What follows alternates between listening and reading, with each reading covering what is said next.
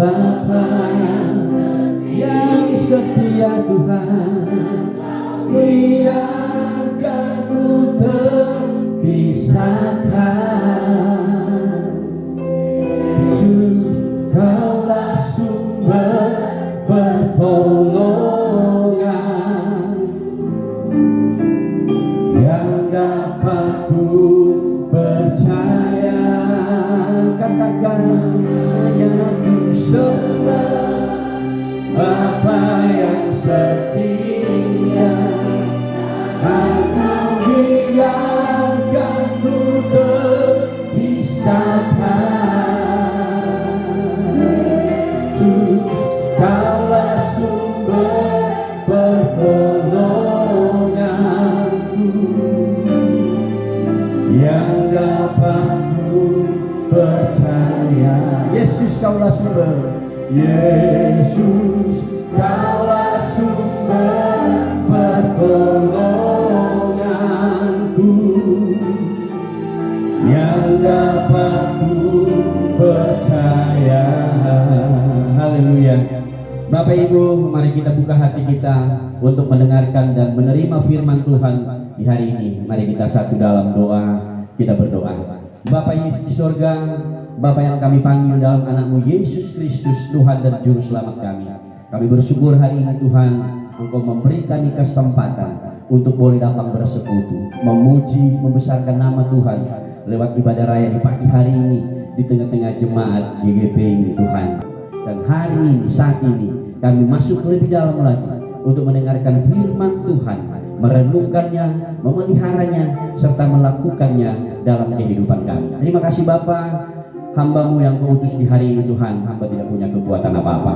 Tuhan, itu bungkus dengan kasih dan kuasa-Mu sehingga hamba boleh berkata-kata dengan cakap apa yang Tuhan inginkan, rema yang akan kami dapat di hari ini. Terima kasih Bapa, kami percaya ada satu oknum yang senantiasa ingin merampas sukacita firman. Dalam nama Yesus kami usir, kami tengking itu Tuhan, sehingga semua pikiran sia-sia, lingkungan ini di mana tempat kami menyampaikan firman, Tuhan Engkau sterilkan sehingga kami bebas menerima firman. Terima kasih Bapa untuk hamba-hamba-Mu yang luar biasa yang sudah melayani. Tuhan Engkau berkati mereka semua. Terima kasih Tuhan, kami siap menerima firman-Mu di hari ini. Dalam nama Tuhan Yesus, yang siap terima firman katakan sama-sama amin. Yohanes 3 ayat 16. Mari kita bangkit berdiri untuk menghormati firman Tuhan. Satu ayat saja, ini ayat yang sudah familiar. Oh, saya enak dan lain. Baik, Bapak Ibu, kita baca bersama-sama ayat ini. 1, 2, 3. Karena begitu besar kasih Allah akan dunia ini, sehingga Ia telah mengurniakan anaknya yang tunggal, supaya setiap orang yang percaya kepadanya tidak binasa, melainkan beroleh hidup yang kekal. Silakan dulu. Karena begitu besar kasih Allah akan dunia ini, sehingga Ia telah mengurniakan anaknya yang tunggal, supaya setiap orang yang percaya kepadanya tidak binasa, melainkan hidup yang kekal. Amin firman Tuhan, dan berbahagialah kita semua yang selalu diberi kesempatan untuk membaca, merenungkan firman Tuhan di hari ini. Itu adalah berita sukacita, yaitu keselamatan. Saudara, waktu kita mengalami hal-hal yang luar biasa dan ada sehat kuat sampai saat ini, ada sukacita nggak kira-kira? Pastilah kita merasa bersukacita, begitu ya. Nah, sehingga ya kita akan terus merenungkan tentang sukacita keselamatan yang Tuhan berikan dalam hidup kita. Sehingga kita bersyukur. Daud bilang begini, aku bersyukur kepada Tuhan karena kejadian dahsyat dan ajaib. Ajaib apa yang Tuhan buat, dan jiwaku benar-benar menyadarinya. Ya, Mazmur 139 ayat 14.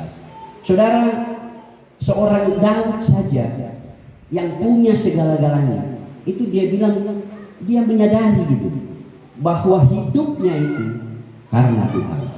Apalagi kita ini, siapalah kita ini? Oh, Mazmur 100 dia bilang, siapalah aku ini Tuhan, sehingga Engkau memberkati dengan luar biasa. Kenapa? Karena kita ini adalah milik kepunyaan Tuhan. Itu yang membuat dia selalu ada. Ada orang yang sudah bikin salah luar biasa, tapi Tuhan masih tetap memanggil dia. Bukan Tuhan marah, tapi Tuhan panggil. Ya, nah itulah bagian daripada kebaikan Tuhan. Nah, hari ini kita merenungkan tentang bagaimana berita sukacita, yaitu keselamatan. Saudara, Yesus bilang begini dalam Yohanes 14, di rumah Bapakku banyak tempat. Ya kan? Jikalau aku pergi ke sana, maka aku akan menyediakan tempat bagimu, bagi kita semua. Kalau aku sudah menyediakan tempat, aku akan kembali lagi dan akan menjemput kita semua untuk membawa kita di tempat, di rumah Bapa di surga. Di mana aku berada, kamu pun berada. Itu Tuhan bilang. Tapi pertanyaannya, kira-kira Yesus sediakan tempat ini pada siapa? Ada 3 jenis yang mungkin kita bisa renungkan hari ini. Yang pertama, Yesus sediakan tempat bagi semua orang. Siapa yang setuju ya?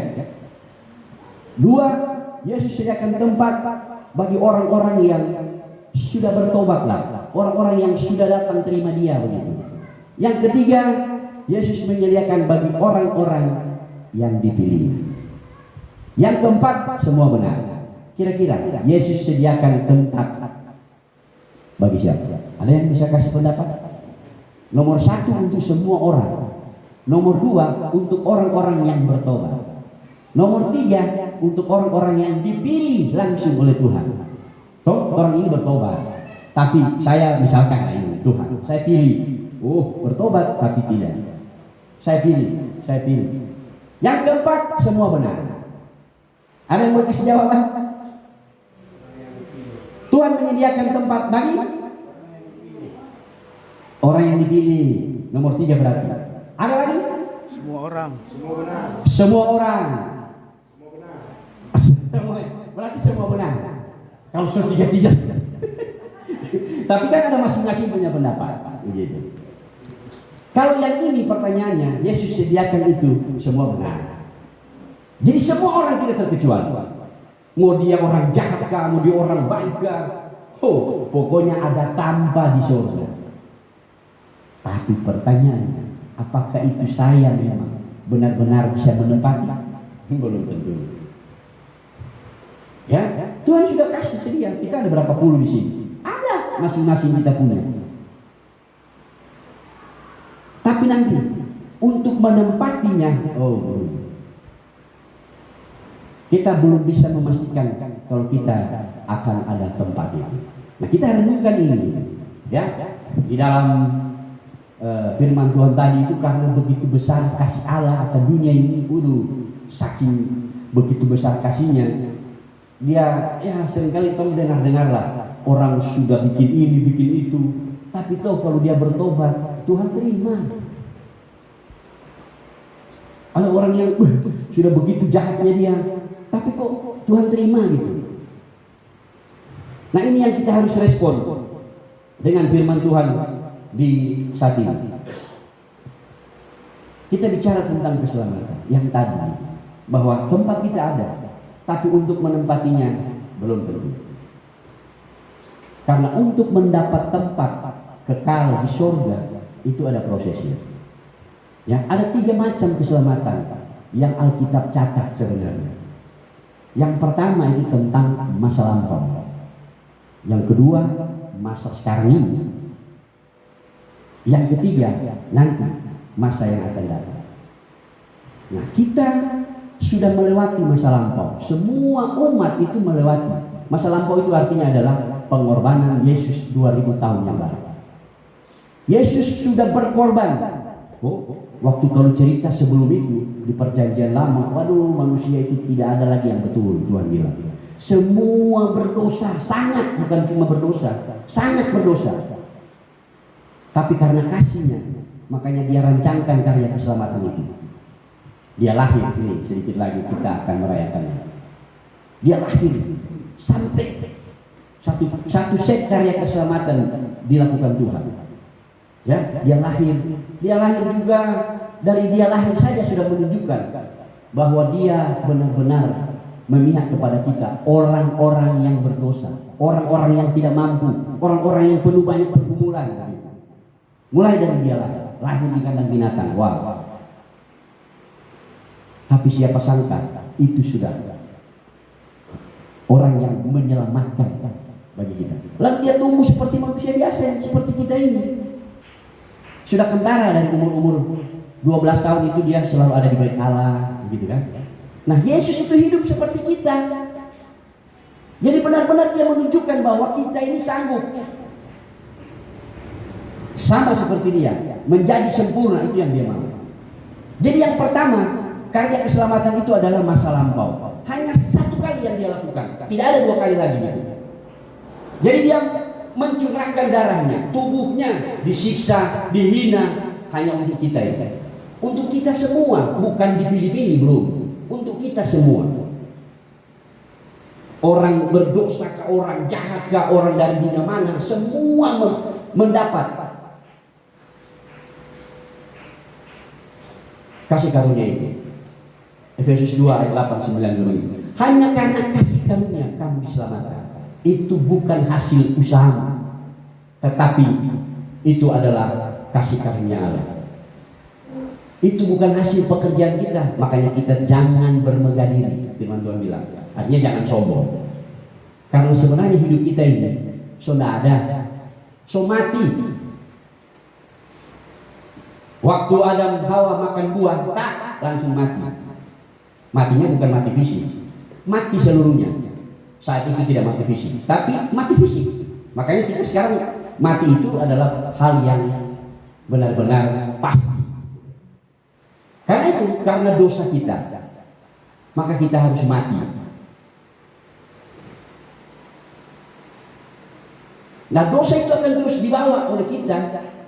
Nah, hal yang pertama tadi adalah masa lampau. Kita sudah ditebus dari orang-orang yang dulunya dianggap orang-orang yang tidak berguna, berdosa, menjadi status anak Allah. Wow, ini luar biasa begitu ya.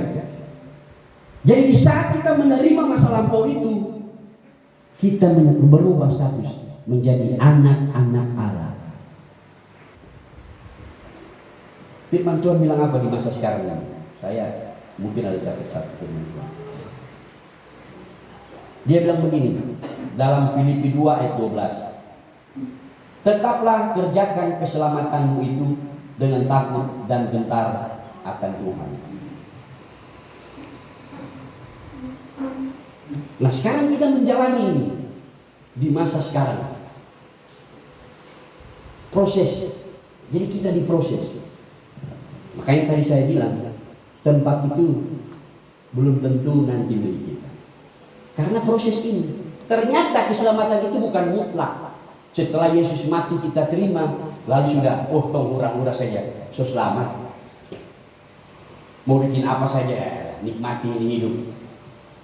Mau jatuh kamu, pokoknya hancur-hancuran juga gak apa-apa, so selamat. Nah, tidak seperti itu ternyata firman Tuhan menjelaskan. Ternyata ada proses. Ya, Filipi 2 tadi mengingatkan kita bahwa kita harus kerjakan keselamatan ini, bukan hanya menerimanya, bukan hanya diam toh. Makanya tadi ada poin 3, dan itu benar. Justru yang nanti akan masuk surga itu orang-orang yang dipilih Tuhan, bukan orang-orang yang bertobat, tapi orang yang dipilih Tuhan. Sampai di mana kita mau bertobat? Tidak ada. Kita tidak pernah bisa menghapus dosa kita. Ya, kalau kita baca di Yohanes, semua umat, semua manusia itu berdosa. Nah, sehingga proses ini yang paling riskan dalam hidup kita. Di yang kedua ini, untuk kita bagaimana menjalani keselamatan ini, mengerjakannya. Salah satunya hari ini kita luar biasa mengerjakan keselamatan itu. Nah, ada banyak hal, ada banyak godaan sekarang yang harus kita hati-hati sehingga keselamatan ini bisa dirampas. Wow. Sama dengan cerita Yakub.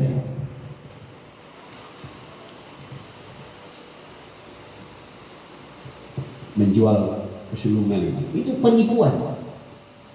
Ya. Banyak sekarang, dunia sekarang ini bisa menipu kita sehingga keselamatan, status yang kita pegang itu anak-anak Allah itu bisa hilang. Tempat yang dia bangun untuk saya bisa hilang kalau saya salah mempergunakan keselamatan ini. 3, keselamatan yang akan kita pertahankan. Sudah masa lampau itu menjadi berkat yang luar biasa. Masa sekarang ini kita jalankan dengan baik, jangan mudah tergoda. Ya, dari hal apapun gitu, kita tetap ingat status kita adalah anak Tuhan. Yang ketiga, kita akan menghadapi masa depan tentang keselamatan. Tinggal tunggu waktu. Sambil tunggu itu, Tuhan bilang harus setia. Setia beribadah. Ya, Yosua itu seorang bapak juga. Dia bilang begini. Kalau kamu tidak mau beribadah, ini ayat 15 Yosua 24. Kalau kamu tidak mau beribadah, silakan kamu pilih kamu beribadah kepada siapa ini. Dia bilang kepada umatnya ini. Apakah kepada Allah orang Amori yang daerahnya kamu tempati ini, atau Allah orang Amori juga yang nenek moyangmu beribadah? Dia kasih ingat bahwa banyak bangsa Israel itu menyembah berhala. Tapi aku dan seisi rumahku, kami akan beribadah kepada Tuhan. Saudara, ini penegasan yang luar biasa bagi kehidupan kita. Sehingga kita akan keluar dari sini, kita bawa bahwa ibadah itu adalah setiap kehidupan kita. Bukan nanti datang di gereja, bukan nanti datang di ibadah. Tapi waktu keluar melangkah dari tempat ini, tempat ibadah, atau dari rumah, kita tetap beribadah. Kita tetap memberitakan firman. Orang lihat Itu masalahnya. Dan itu selalu dicatat oleh Tuhan di buku kehidupan. Nanti Dia yang akan menentukan kita, kiri atau kanan, neraka atau surga. Demikian firman Tuhan. Tuhan Yesus memberkati.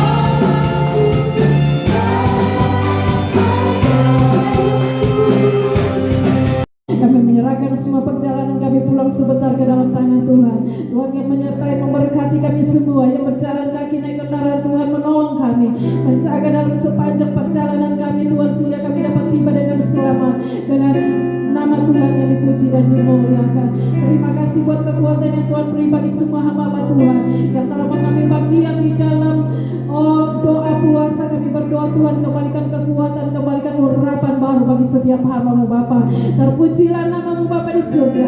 Di seluruh kehidupan kami di siang hari ini Bapa, kami akan mengakhiri serangkaian ibadah kami saat ini Tuhan. Namun sebelum kami pulang dari tempat ini, kami akan pulang dan terima dan bawa berkat Tuhan. Kekasih Tuhan, saya jadikan sekalian kembali berdiri, angkat tanganmu dan buka hatimu, terimalah berkat Tuhan.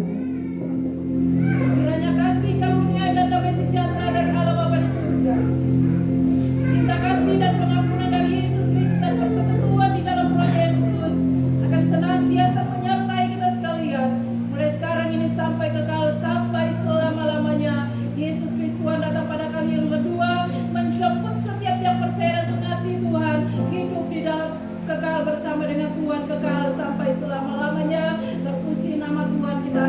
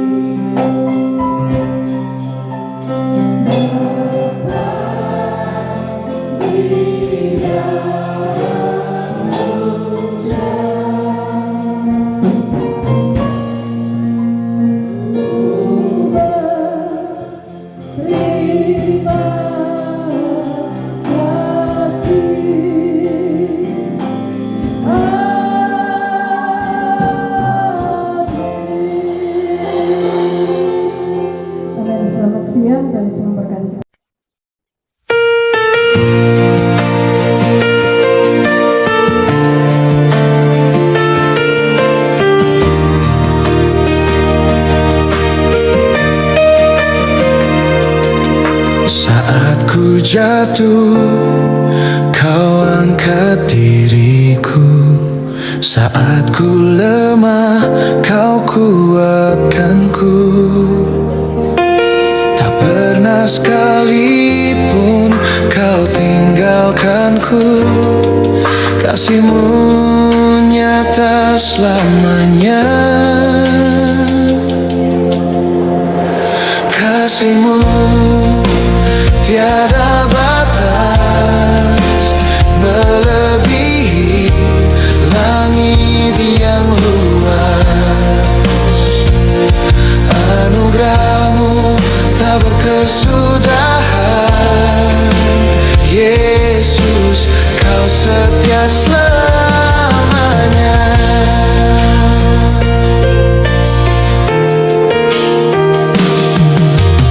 Dalam gelap Kau jadi terangku. Dalam badai Kau teduhkan hatiku. Setiap langkahku Kau tuntun setia. Ku hidup oleh kasih-Mu. Kasih-Mu tiada batas, melebihi langit yang luas. Anugerah-Mu tak berkesudahan. Yesus, Kau setia selamanya.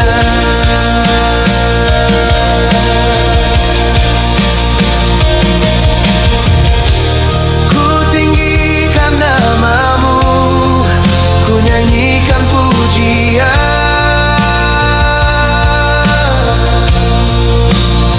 Selamanya ku percaya kasih-Mu tak berakhir. Kasih-Mu tiada